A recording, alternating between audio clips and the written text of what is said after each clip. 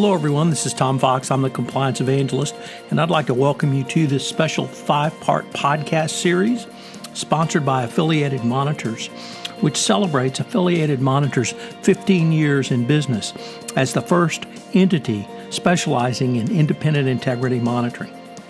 Founded in 2004, Affiliated Monitors provides independent integrity monitoring and ethics and compliance assessments nationally and internationally and across almost all industries. With its knowledge of effective ethics and compliance programs and cultures, Affiliated Monitors is respected for its work as the corporate monitor on matters ranging from multinational corporations to small and mid-sized companies and even individuals. Having served in nearly 750 monitorships, no one has more experience as an independent monitor than the team at Affiliated Monitors. For more information on how an independent monitor can help improve your company's ethics and compliance programs, visit this podcast series sponsor, Affiliated Monitors, at www.affiliatedmonitors.com. Over this 5-part series of Why Culture Matters, I'm joined by Jay Rosen, the Vice President of Business Development at Affiliated Monitors, who's the sponsor of this podcast series. Corporate culture exists in a space between what an organization professes and what it does. It is important to pay attention to corporate culture as disconnects in this reality can be quite costly. Think about the continued imbroglio around Wells Fargo. In this series, Jay and I will be exploring key aspects of corporate culture, including why it matters, what influences culture, the CCO's role in culture, assessing culture, and how to use that information to improve culture. I know you will find this series very useful and quite enjoyable for every compliance professional. In this episode 4, we take up the question of how a company assesses its own culture. This series is a special presentation of the Compliance Podcast Network. Thank you for listening. Hello, everyone. This is Tom Fox, back with Jay Rosen, Vice President of Business Development at Affiliated Monitors. We are in part 4 of our 5-part podcast series on why culture matters. Today, we're going to take up the, if not difficult, question that is often asked, which is how does a company assess its culture? So, Jay, first of all, welcome back. Thanks, Tom. I'm looking forward to today's podcast. And you are asking a great question about how does a company assess its culture? And first of all, we should consider whether our company is able to perform a self-assessment of its own culture, or whether it should engage a truly independent professional to do this assessment. From our perspective at Affiliated Monitors, both approaches are completely valid, but each has a slightly different focus. The self-assessment is really more like an ongoing monitoring process. In this scenario, a company has the responsibility to monitor its own workforce and culture literally on a day-to-day basis. The ongoing monitoring and oversight is critical to being able to manage what is a very normal ebb and flow of culture within an organization. Cultures are dependent upon people, and people come and go in companies, and that can influence culture. The market and financial stress can influence the culture and what happens within the company. These are all things that a company should track and monitor. When an external independent monitor comes into the picture, a company can generate a broader picture of where its culture exists.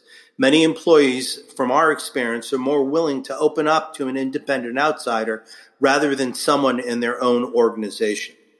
Sadly, many leaders do not know their own workforce as well as they should because they don't get out of the office and interact with them.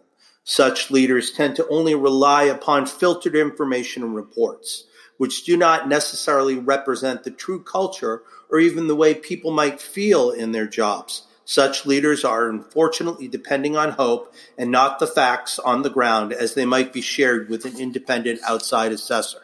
Jay, one of the things that has been a consistent theme literally throughout the entire podcast series that I've done with you and your colleagues at Affiliated Monitors has been the term independent integrity monitor. And it strikes me that that phrase is even more critical in the assessment of culture.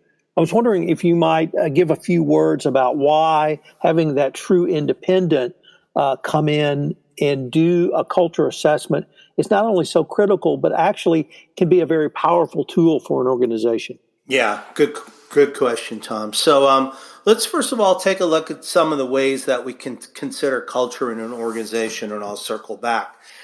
Some of the tools that can be used both in an independent oversight assessment as well as an internal one are employee surveys, conversations, visits to field operations. Surveys can be useful tools as they allow an organization to take the temperature of what's going on in the company. But there's often a missed opportunity to include specifically targeted questions about culture and the ethical posture of a company. These need to be a two-way conversation to get a true understanding. Often leaders don't understand how they're being perceived and where their employees are receiving mixed messages. So what happens is you can send out a survey and people may actually answer it as to how they feel, or they may give the answers that they think that management and the compliance function wants to hear. But our experience at AMI is when we get out as an independent resource, number one, the employees think, you know what, my bosses really care about what I think, because they've provided an opportunity for somebody who's not part of the organization to come speak with me. And under this conversation, there is no pressure to give the quote, right, unquote answer. But we find that even with being in the room with people, sometimes we will do one-on-one interviews. Sometimes we'll do focus groups with a broad swath of people from the organization. We just find that people are more at ease and they're better able to speak up. And that kind of brings me to the speak up culture. Is there a comfort level for employees to raise issues, questions, or identify misconduct up through their managers, or is there a fear that they may be retaliated against? And I think by bringing in the independent resource, that really allows you an opportunity to gather a lot more information that is not shaded one way or the other, but it's actually reflective of how your employees feel. Jay, I had a friend who is on several boards of directors on the audit committee. He's a CPA type, and he continually tells me that he's concerned about asymmetrical information, meaning that he's not sure the information he gets on the board is really what the facts on the ground are. And it strikes me that the tactic of bringing a independent integrity monitor in for a culture assessment really can have the additional benefit of giving senior management all the way up to the board unfiltered information, and that many leaders do not know their own workforce. And I suppose Wells Fargo is as good an example as any. At the time of the fine and penalty, the fraudulent accounts scandal, it was clear there was a very big disconnect between what the CEO, John Stump, believed and what the facts were on the ground. I was wondering what your thoughts might be about the benefit to actually for senior management and leadership of having an independent integrity monitor. Yeah, so this problem that you just introduced can be further exacerbated in organizations where you just said where employees do not trust the company. They will tell the company what they believe the company wants to hear on surveys rather than be honest. This means that employee survey results are skewed because employees don't trust the confidentiality of the survey and are telling the company only what they want and expect to hear. This makes it even more challenging to understand what may be happening in your organization. Now let's take a look at multinational or cultural organizations and see what differences must be considered when assessing a global company. There can be vast cultural differences which come into account around helplines, reporting, and even disrespect of a supervisor. This means that one must fine-tune a cultural survey to get a good understanding of the company's culture and obtain meaningful metrics. In these situations, there are other metrics you can look at. Consider the data and the cases of employees coming forward and saying that something just doesn't look right without being anonymous. By gauging the type of comfort level in surveys and even focus groups, this can be helpful, most particularly when an external when an external independent third party is involved. The bottom line is that it's helpful to take the temperature of your employees internally by regular monitoring of your company to understand the culture and what needs to be done. However, employers are not going to be as honest and forthcoming with someone in their company as they would be with an independent third party. This is because employees are almost always afraid of the potential blowback from their superiors. So, Jay, unfortunately, we are getting close to the end of our time, but it sounds like to me the bottom line here is it's incredibly helpful in taking the temperature of your employees internally to bring in an independent integrity monitor, but it may be as equally helpful in reporting that temperature of the employees up to senior management by having the same tactic, that being an independent integrity monitor.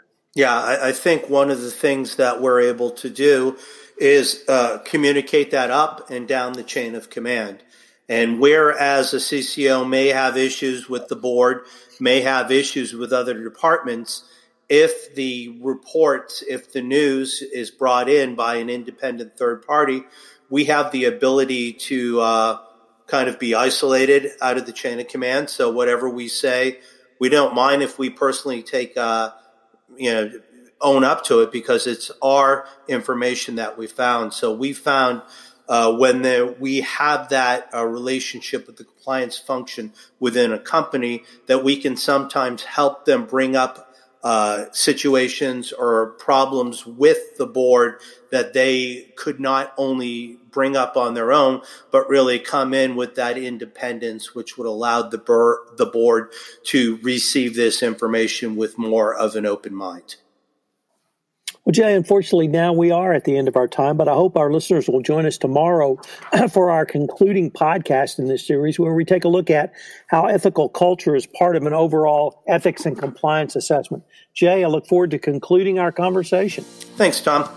Hello, everyone. This is Tom Fox again. I'd like to thank you for listening to this episode of our new 5-part series on why culture matters. This series has been sponsored by Affiliated Monitors, and I'm joined throughout this series by Jay Rosen, the Vice President of Business Development at Affiliated Monitors. If you have any questions of Jay, you can reach him at jrosen@affiliatedmonitors.com. You can reach me at tfox@tfoxlaw.com. I hope you'll join us again for another episode of Why Culture Matters. This special 5-part podcast series has been a special presentation of the Compliance Podcast Network. Thanks for listening.